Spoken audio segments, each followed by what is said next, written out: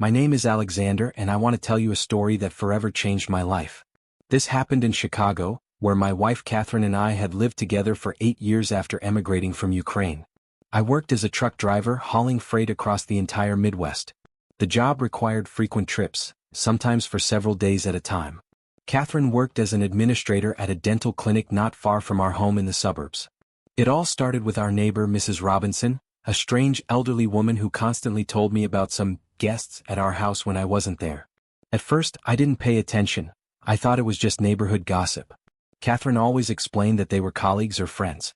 One day, returning from a 3-day trip to Texas, I decided to surprise my wife. I came home a day early.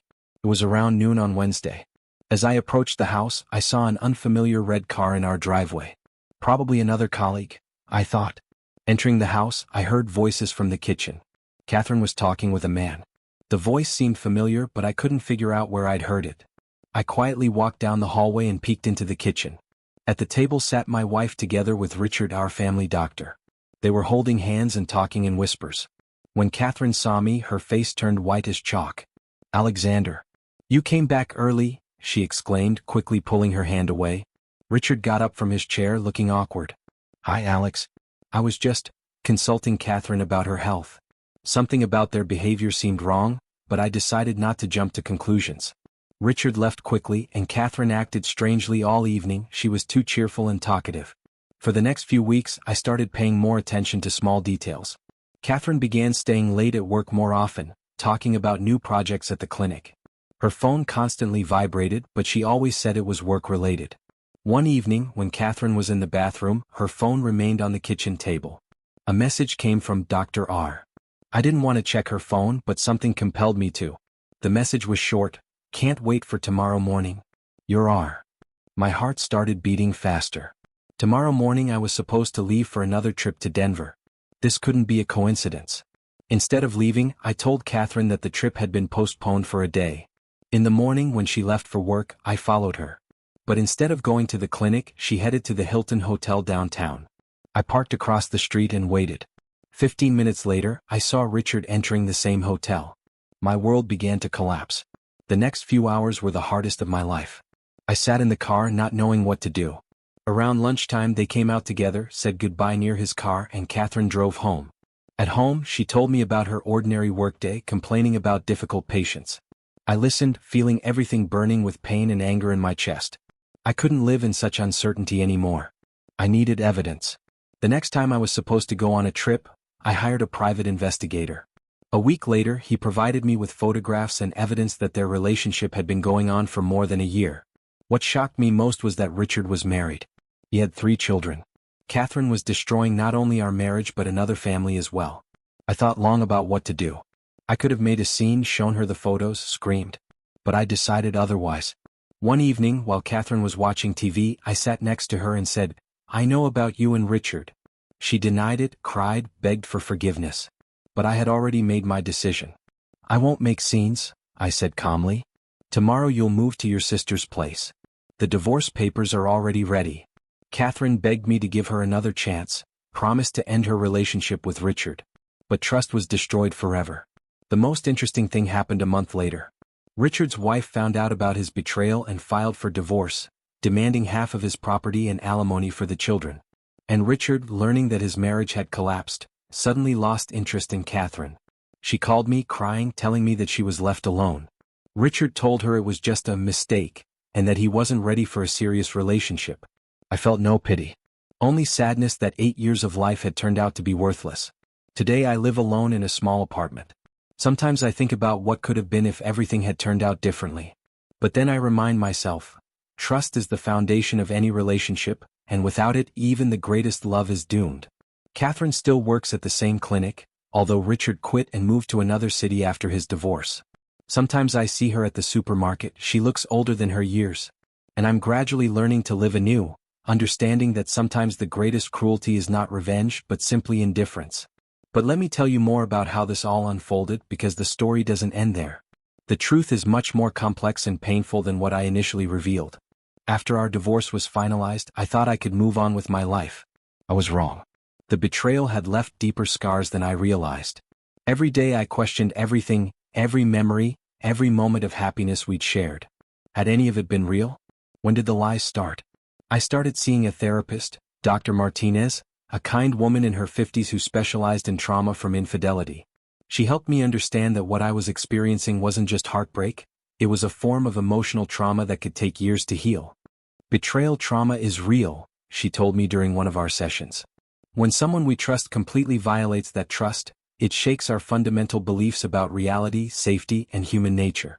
During those therapy sessions, I learned some disturbing truths about my marriage. I began to remember things I'd dismissed or ignored.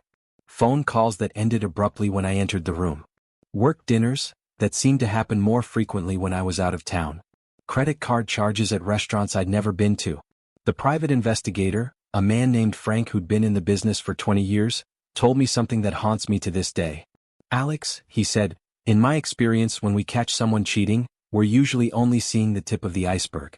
The affair we discover is rarely the first one. That revelation sent me spiraling. How many others had there been? How long had I been living a lie? I decided to dig deeper.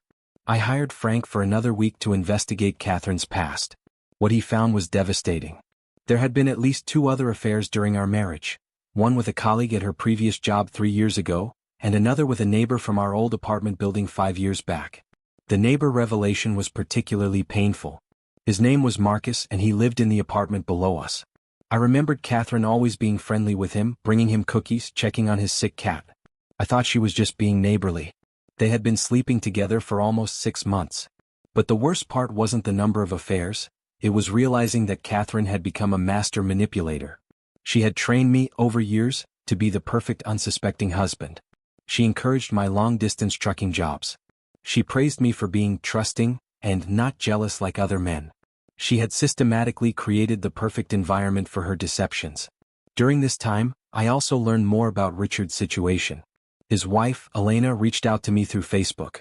She wanted to thank me for exposing the affair, because it had helped her understand her husband's behavior over the past 2 years. I thought I was going crazy, Elena told me over coffee one afternoon. He was distant, always on his phone, working late constantly. When I questioned him, he made me feel like I was paranoid and insecure. Elena showed me text messages between Richard and Catherine that the lawyers had uncovered during their divorce proceedings. The messages were explicit and cruel, often mocking both Elena and me. They had pet names for us. Elena was the nag, and I was the trucker. They laughed about how easy it was to deceive us. One message from Catherine to Richard particularly stung. Poor Alex is so clueless. He actually thanked me for being understanding about his work schedule. If only he knew I count the days until his next trip. Elena and I formed an unlikely friendship through our shared experience.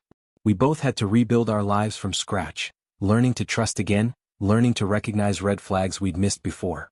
You know what the hardest part is? Elena asked me one day. It's not the betrayal itself. It's realizing that while I was planning our future, being faithful, working on our marriage, he was planning his next lie. Through Elena, I learned even more disturbing details about Richard and Catherine's relationship. They had talked about leaving their spouses and starting a new life together. They had looked at apartments, discussed vacation destinations, even talked about having children together. Richard had convinced Catherine that I was holding her back from her true potential. He painted himself as her rescuer, saving her from a boring life with a simple truck driver. Catherine bought into this narrative completely, telling people that she had outgrown her marriage. But Richard's true colors showed when his comfortable life came crashing down. When Elena filed for divorce and demanded half of his considerable assets, when his children refused to speak to him, when his medical practice suffered because word of the affair spread through their small community, suddenly Catherine wasn't worth the trouble anymore. Elena told me about the final confrontation between Richard and Catherine, which took place in the parking lot of the clinic where Catherine still worked. Elena had been there picking up medical records for the divorce proceedings when she witnessed it. He told her that he'd never loved her, Elena said. That she was just a distraction, a midlife crisis. He said she was deluding herself if she thought a man like him would seriously consider a future with someone like her. Catherine's reaction, according to Elena, was devastating to watch. Years of believing she was special, that she was worth destroying 2 marriages for, collapsed in that moment. She begged Richard to reconsider, promised she would wait for him, even offered to relocate to wherever he moved. Richard's response was cold. Catherine, you're a middle-aged dental office administrator with no education and no prospects. I'm a successful doctor. What did you think was going to happen? That conversation took place 6 months after our divorce. By then, I had started to feel like maybe I could heal, maybe I could trust again someday. But learning about Catherine's complete devastation didn't give me the satisfaction I thought it would. Instead, it made me sad for the woman I'd once loved, even as I recognized that this woman had never truly existed. The woman I'd married, the woman I'd thought I knew for 8 years, was largely a fiction. The real Catherine was someone who could compartmentalize her life so completely that she could make love to me the same night she'd been with another man. She could plan our anniversary dinner while texting her lover. She could look me in the eye and lie without any visible sign of discomfort. Dr. Martinez helped me understand that sociopathic tendencies often emerge in people who engage in long-term, systematic deception. It's not that Catherine woke up one day and decided to become manipulative, she explained. These patterns develop over time, each successful lie making the next one easier. As I worked through my trauma, I also had to confront some uncomfortable truths about myself. Had I been willfully blind? Were there signs I'd ignored because acknowledging them would have been too painful? The answer I came to realize was both yes and no. Yes, there had been signs. But I'd been systematically conditioned to ignore them. Every time I'd expressed a concern or asked a question, Catherine had turned it back on me. She'd made me feel guilty for not trusting her, made me feel like my concerns were character flaws. "You're so paranoid, Alex," she used to say. "I married you because you weren't like those controlling, jealous men. Don't become one now." This gaslighting, a term I learned in therapy, had been so subtle and consistent that I'd internalized it. I'd trained myself to suppress my instincts, to ignore red flags, to be the cool, trusting husband that Catherine praised me for being. 1 year after our divorce, I ran into Catherine at a grocery store. I almost didn't recognize her. She'd lost significant weight, her hair was unkempt, and she looked exhausted. When she saw me, her eyes filled with tears. "Alex," she said, "I'm so sorry. I know you'll never forgive me, but I need you to know that I realize now what I lost." I looked at this broken woman, someone who had once been the center of my universe, and felt nothing. Not anger, not satisfaction, not pity. Just emptiness. "Catherine," I said quietly, "I forgave you a long time ago. Not for your sake but for mine." Carrying that anger was destroying me. She asked if we could talk, maybe get coffee sometime. She said she'd learned so much about herself, that she was in therapy, that she understood now how wrong she'd been. I shook my head. "There's nothing to talk about. We're different people now. The people we were don't exist anymore." That was the last time I spoke to Catherine. I heard through mutual acquaintances that she'd eventually moved back to Ukraine, unable to build a new life in Chicago surrounded by the wreckage of her old one. Richard, meanwhile, had relocated to Phoenix and quickly remarried, a woman 15 years younger than him whom he'd met online. Elena showed me their wedding photos on social media, shaking her head at the pattern repeating itself. "I feel sorry for her," Elena said about Richard's new wife. "She has no idea what she's gotten herself into." Elena herself had found love again with a colleague at the school where she taught. They'd married 2 years after her divorce, and she seemed genuinely happy. Sometimes I felt envious of her ability to trust again, to open her heart after such devastation. For me, the healing process was slower. I'd gone on a few dates, but every time a woman showed interest in me, I found myself analyzing her words, looking for signs of deception, wondering what she might be hiding. "Trust is like a muscle," Dr. Martinez told me. "If you don't use it, it atrophies. But if you exercise it carefully, gradually, it can become strong again." I'm still working on rebuilding that muscle. Some days are better than others. I've learned to recognize the difference between healthy caution and paranoid suspicion. I've learned that not every woman who smiles at me has ulterior motives, that not every unanswered text message is a sign of betrayal. 3 years after the divorce, I met Sarah at a support group for people who'd experienced infidelity. She'd been married for 12 years when she discovered her husband's affair with her best friend. Like me, she'd thought she had a perfect marriage right up until the moment it all fell apart. Sarah and I became friends first, bonding over our shared experience and our mutual understanding of the long road to healing. We didn't rush into anything romantic. Both of us were too damaged, too cautious for that. But slowly, over months of coffee dates and long conversations, we began to trust each other. We shared our stories, our fears, our hopes for the future. We established boundaries and communication patterns designed to prevent the kind of deceptions we'd both experienced. "I never thought I'd be grateful for being cheated on," Sarah told me one evening as we walked along Lake Michigan. But if it hadn't happened, I never would have learned who I really am, never would have developed the strength I didn't know I had. I understood what she meant. The betrayal had destroyed me, but it had also stripped away illusions, forced me to confront uncomfortable truths about myself and about human nature. I'd learned that I was stronger than I'd ever imagined, that I could survive having my entire reality shattered and still find reasons to hope. Sarah and I have been together for 2 years now. We're taking things slowly, building trust brick by brick, day by day. We've both learned that love without trust is just an illusion, and we're committed to building something real and lasting. We talk openly about our fears, our triggers, our past traumas. When Sarah works late, she texts me updates. When I go on long trips, I call her every evening. These aren't signs of insecurity or control, they're acts of love, ways of caring for each other's emotional well-being. Sometimes people ask me if I ever regret not trying to work things out with Catherine, if I think I gave up too easily. The answer is always no. The woman I'd married was essentially a fictional character, and you can't work things out with someone who doesn't really exist.